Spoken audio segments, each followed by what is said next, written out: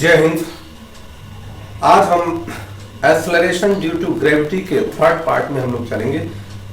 सबसे पहली बात है, हमने देखा कि किस प्रकार से एक्सेलरेशन ड्यू टू ग्रेविटी में परिवर्तन होता है।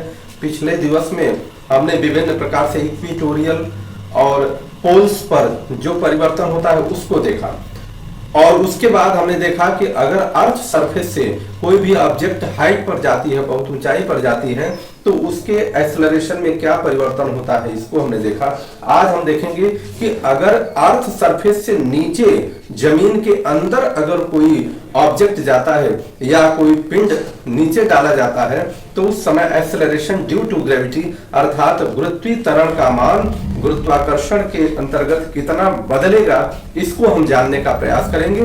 हिंदी इंग्लिश दोनों को मिक्स करके बताने का एकमात्र उद्देश्य है, हर चीज को हर व्यक्ति हर बच्चे को समझ में आ जाए कि हम क्या कह रहे हैं, किस प्रकार से कह रहे हैं। हिंदी माध्यम का भी बच्चा अगर जो अंग्रेजी माध्यम में चला गया है वो भी समझे, अंग्रेजी माध्यम का भी बच्चा जिसकी मातृभाषा हिंदी है ही तो वह तो समझेगा ही, इसलिए है। तो आइए हम now we are going to start depth in the earth. Depth वाले कंडीशन में तीसरा नंबर पॉइंट पर हम चलेंगे कि अगर डेप्थ में, और इसका सेंस क्या हुआ कि ये हम सपोज कर रहे हैं कि ये अर्थ है,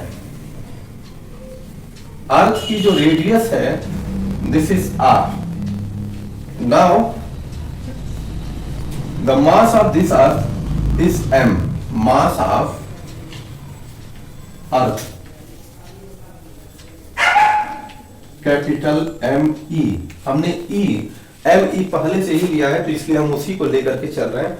और फिर अब हमने क्या किया, मास ऑफ ऑब्जेक्ट, ये भी सपोज कर लीजिए, लेट मास ऑफ ऑब्जेक्ट या पार्टिकल जो भी आप कह सकते हैं, सपोज कर लिया कि इसका जो मास है वो स्मॉल m है। अब अर्थ से अंदर मान लिया कि इस हाइट तक ये पार्टिकल आ जाता है, उस हाइट को हम सपोज कर लेते हैं ये हाइट h है, small h।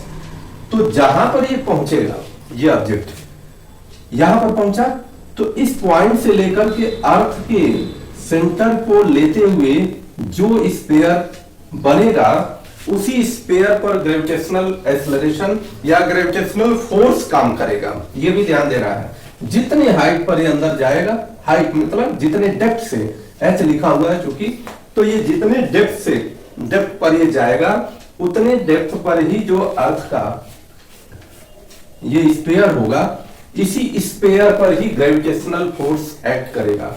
Gravitational force centre की तरफ अर्थ हमेशा लगाती है, ये ध्यान देने की बात है। अब रही बात यह कि जब एच हाइट अंदर आ गया तो यहां से यहां तक की डिस्टेंस क्या हुई, अर्थात ये जो स्फीयर है इसका रेडियस क्या हुआ, इसका रेडियस हुआ, टोटल तो r है और यहां से यहां तक h है, तो इसका रेडियस हो गया r माइनस h, अर्थात ये जो डिस्टेंस हुआ वो r माइनस h हो गया। अब अगर ये स्फीयर हुआ है तो इसका कोई मास होगा, इस अर्थ का मास होगा, अर्थ का जो ये पार्ट है, तो ये mass of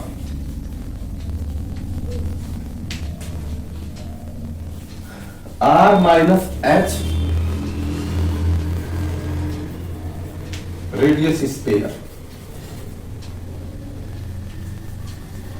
r minus h radius sphere का जो मास होगा, सपोज कर लिया m डैश है। Let us suppose that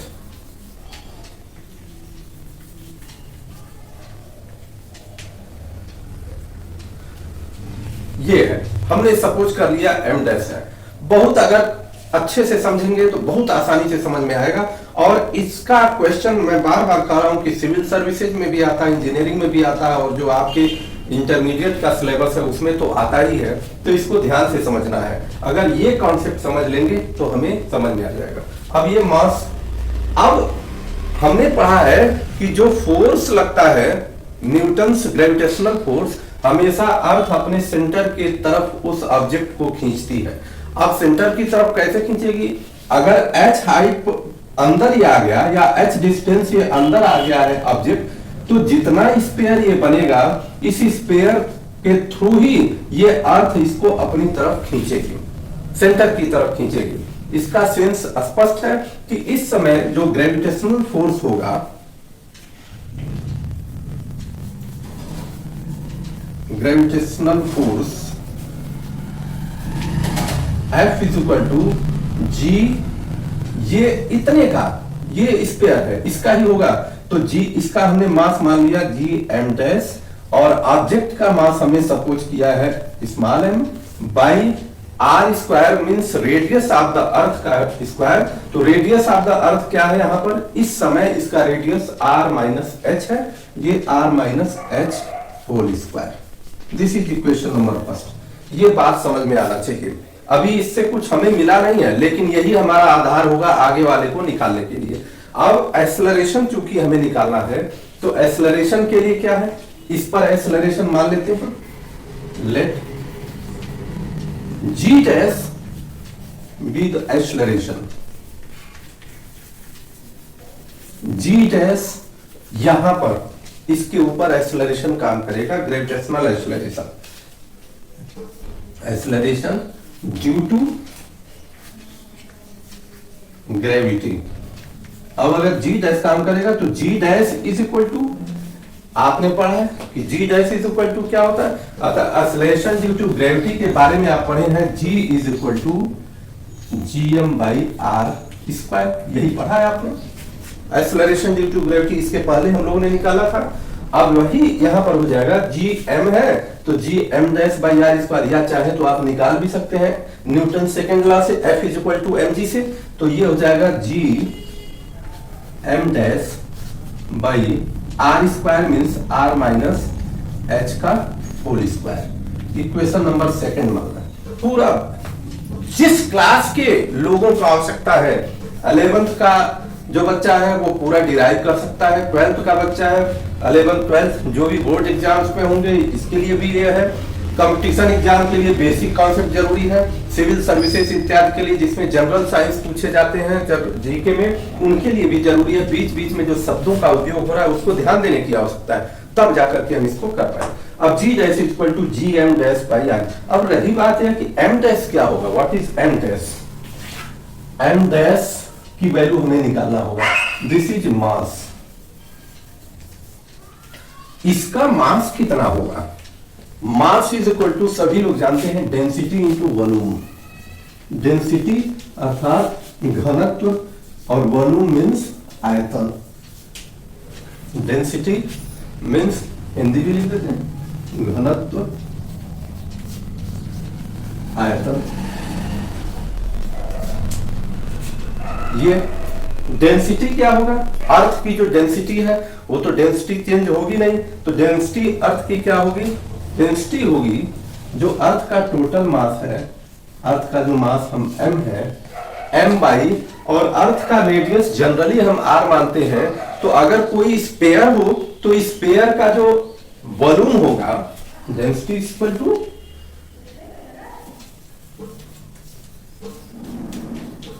mass by volume, यही होता है।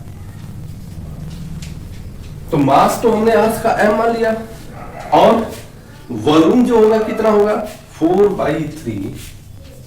वॉल्यूम ऑफ स्फीयर आप सभी लोग जानते हैं 4/3 पाई आर क्यूब, ये हो गया।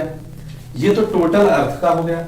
अब इसका वॉल्यूम क्या होगा, हमें निकालना किसका है, एम डैश वाले का हमें निकालना है, अर्थात एम डैश की वैल्यू निकालनी है तो एम डैश का वॉल्यूम भी निकालना पड़ेगा। तो एम डैश का वॉल्यूम क्या हो जाएगा, क्योंकि एम डैश का रेडियस कितना है, आर माइनस एच है, ये एक अलग स्फीयर है, और इस अलग स्फीयर होने के कारण इसका जो वॉल्यूम होगा वो अलग होगा। तो वॉल्यूम इक्वल टू 4, ये भी तो स्फीयर है, 4/3 पाई आर माइनस एच का होल क्यूब। स्फीयर का वॉल्यूम का फार्मूला देखिए, मैथमेटिक का उपयोग मैं बार बार कहता हूं, फार्मूलों का उपयोग हर जगह होना, और मैथमेटिक का फार्मूला ध्यान रखना चाहिए कि अगर सॉलिड स्फीयर है तो सॉलिड स्फीयर का जो वॉल्यूम होता है 4/3 पाई आर क्यूब होता है, और चूंकि आर माइनस एच यहाँ इसका रेडियस है तो इसलिए आर की जगह पर आर माइनस एच का होल क्यूब हो जाएगा। अब ये आप देख लीजिए, तो एम डैश क्या हो जाएगा, M dash is equal to M 4/3 को चाहे तो हम कैंसिल करना है, तो ये बचेगा r minus H cube by R cube, ये सब कैंसिल हो जाएगा। तो ये अर्थात m डैश की जो वैल्यू आई है m r माइनस एच का whole cube by R cube, total earth का मास कैपिटल M। अब इसका मास हमें निकल गया। This is equation number 3। of putting the value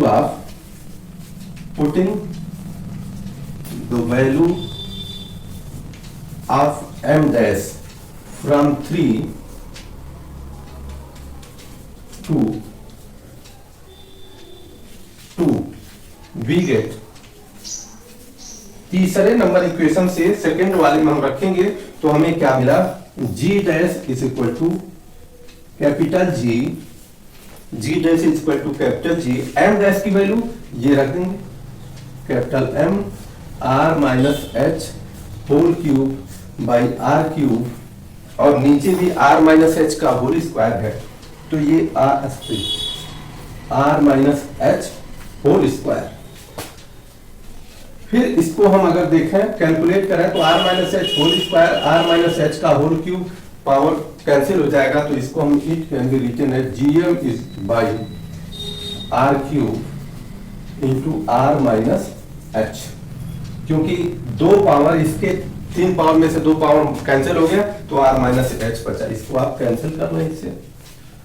अब इसको फिर से हम लिख सकते हैं और r मतलब या, इस इक्वेशन का सीक्वेंस होता है g dash is equal to gm by R square into R minus H by R. ऐसे भी हम लिख सकते हैं आर क्यूब इंटू आर का मल्टीप्लाई कर दिया तो ये आर क्यूब हो गया। अब gm बाई आर स्क्वायर क्या होता है, gm बाई आर स्क्वायर हम पहले ही पढ़ लिए हैं, इसके पहले भी देखे हैं, एक्सेलरेशन ड्यू टू ग्रेविटी निकाल चुके हैं। तो g dash is equal to gm by R square g होता है, और इसको अगर हम डिवाइड कर दें तो 1 माइनस एच बाई आर, ये हो गया।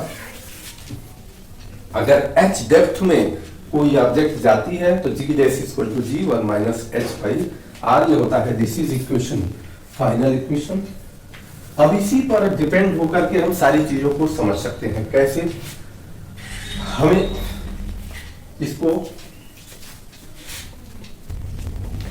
अब हम इसको देख सकते हैं, ये इक्वेशन आ गया क्या, g dash is equal to g 1 minus H by are.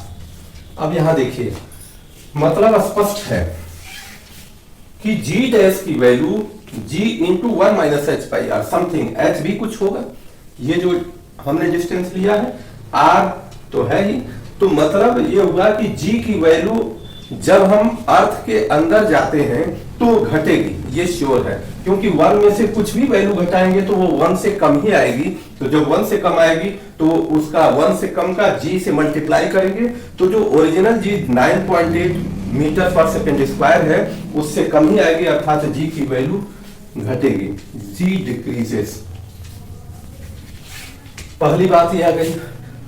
लेकिन अगर ये आगे बढ़ते बढ़ते ये जो हाइट है यहां सेंटर ऑफ द अर्थ के सेंटर पर चला जाए तो फिर h is equal to R हो जाएगा, h is equal to R हो जाएगा। ये बढ़ते बढ़ते यहां पहुंच गया, तो जब h की वैल्यू आर रखें तो देखिए g dash is equal to g 1 minus h की जगह पर r बाई r, r से r कैंसिल, 1 हो गया, 1 minus 0, g dash is equal to 0। इसका सेंस ये हुआ कि सेंटर पर ग्रेविटेशनल एक्सेलरेशन की वैल्यू 0 होती है। Gravitational acceleration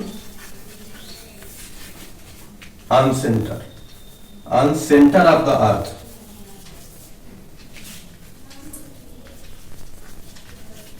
earth is 0।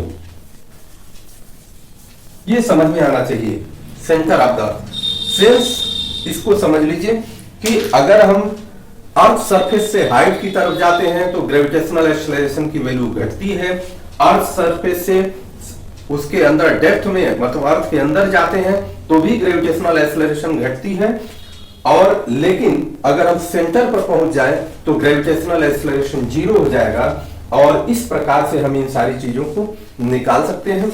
और ये एक जनरल वैल्यू है।